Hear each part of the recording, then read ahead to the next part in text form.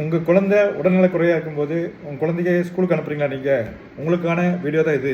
இதை கடைசி வரையும் கேளுங்க. இந்த வீடியோ கேட்டேன்னா நீங்கள் பண்ணுறது எவ்வளோ பெரிய தப்புன்னு உங்களுக்கு புரியும். நான் டாக்டர் முகமது கிசார், குழந்தைநல சிறப்பு மருத்துவர். குழந்தைகளுக்கு உடல்நல குறை ஏற்படும் போது, ஃபீவர் ஏற்படும் போது, சளி ஏற்படும் போது தேவை ஓய்வு ஓய்வு ஓய்வு. நீங்கள் குழந்தைய ஃபீவரோடையோ அல்லது உடல்நல குறையோடையோ ஏன் ஸ்கூலுக்கு அனுப்புறீங்கன்னா, ஸ்கூல் டேஸ் கட் ஆகக்கூடாது, ஸ்கூலில் படிப்பும் குறையக்கூடாதுன்னு அனுப்புறீங்க. பட் ரெண்டுமே இப்படி அனுப்புறதுனால கவுண்டர் ப்ரொடக்டிவ் ஆகலாம். எப்படின்னு கேளுங்க.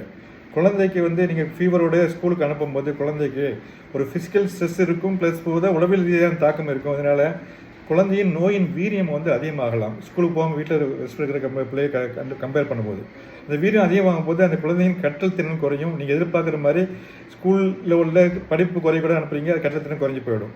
இரண்டாவதாக ஸ்கூலுக்கு நீங்கள் அது மாதிரி அனுப்பும்போது 2 நாள் சரியாகிற ஃபீவர் 7 நாள் ஆகலாம். இந்த நோயின் டூரேஷன் அதிகமாகும். ஸோ நீங்கள் ஸ்கூல் டே கட் ஆகலாம் அனுப்புறீங்க, ஆனால் நோயின் டூரேஷன் அதிகமாகவே அதே நாள் தான் கட் பண்ண போகிறீங்க.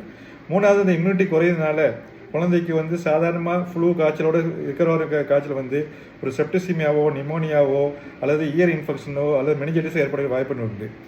நாலாவதாக, குழந்தைகளை ஸ்கூலுக்கு அனுப்பும்போது அது தொற்று நோயாக இருக்கும்போது உங்கள் குழந்தைக்கு மற்ற நோய்க்கு குழந்தைகள் பரவி அவங்க வீட்டில் பரவி சமுதாய தொற்றாக மாற வாய்ப்பு உண்டு. ஒன்று புரிஞ்சுக்கிறங்க, உங்கள் குழந்தைய ஸ்கூல் போகல, அடுத்த நாள் ஸ்கூலுக்கு போயிடலாம். ஒரு எக்ஸாம் விட்டு அடுத்த எக்ஸாம் வரும்.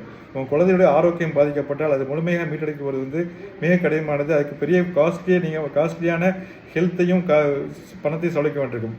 என்ன இந்த டாபிக் பிடிச்சிருந்தா லைக் பண்ணுங்கள், ஷேர் பண்ணுங்கள், என்னை ஃபாலோ பண்ணுங்கள். நன்றி.